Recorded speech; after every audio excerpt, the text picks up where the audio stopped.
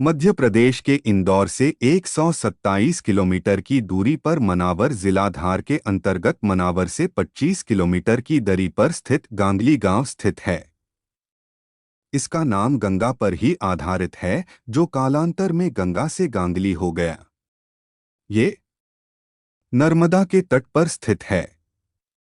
यहाँ एक पवित्र कुंड विद्यमान है, जिसमें निरंतर गंगा का जल प्रवाहित होता रहता है।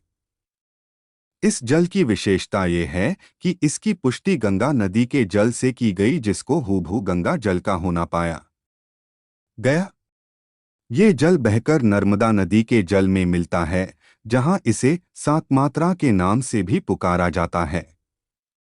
यही वो पावन स्थान है जहां मां गंगा और नर्मदा का मिलन होता है।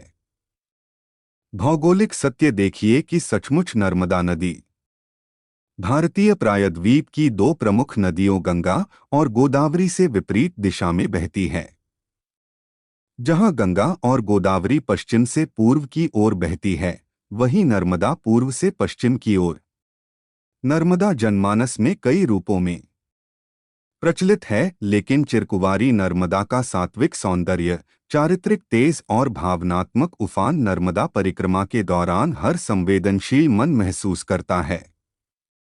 कहने को वह नदी रूप में है, लेकिन चाहे अनचाहे भक्तगण उनका मानवीकरण कर ही लेते हैं।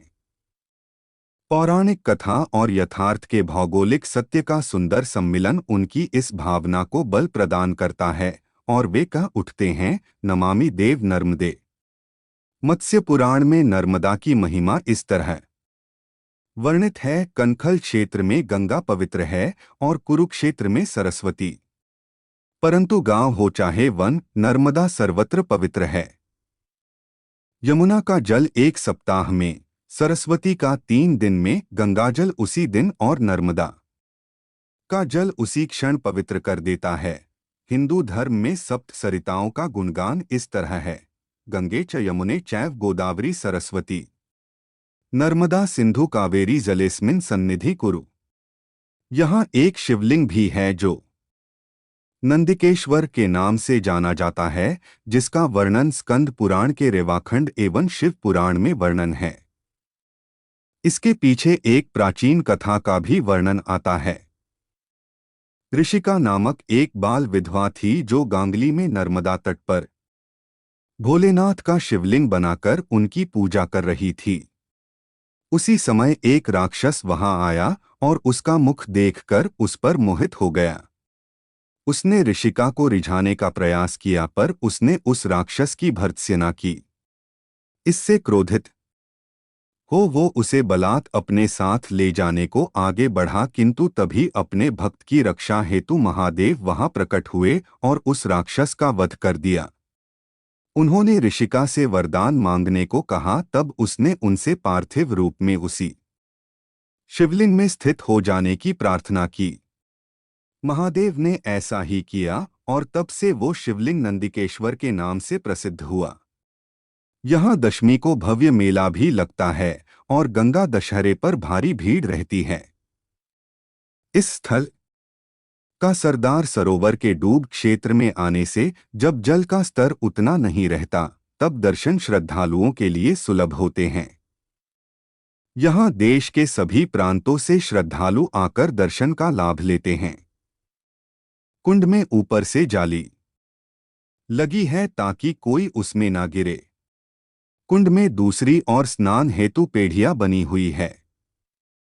ग्राम का नाम 7 तलाई में 7 तलाई है, जिसमें से 2 तलाई में पानी भरा हुआ है। उसी के समीप प्राचीन शिव मंदिर है। उस क्षेत्र में जागोद बागोद 2 शिव मंदिर है, जहां शुद्ध घी का भंडारा 1.5 वर्ष तक चला था।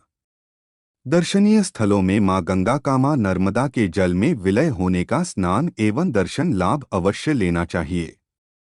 उल्लेखनीय है कि नर्मदा नदी के तट पर नदी के उद्गम से लेकर सागर में समाहित होने तक कई शिव मंदिर बने हुए जो आपकी इस यात्रा को अविस्मरणीय बना देते हैं।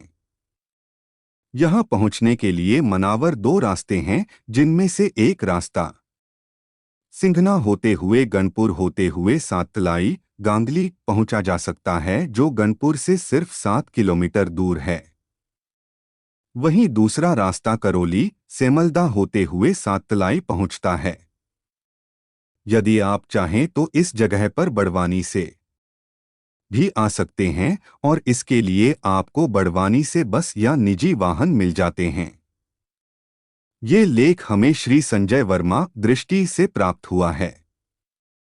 ये धार मध्य प्रदेश के रहने वाले हैं और इन्होंने उज्जैन से तकनीकी शिक्षा प्राप्त की है और अभी ये जल संसाधन विभाग में डीएम के पद पर कार्यरत हैं।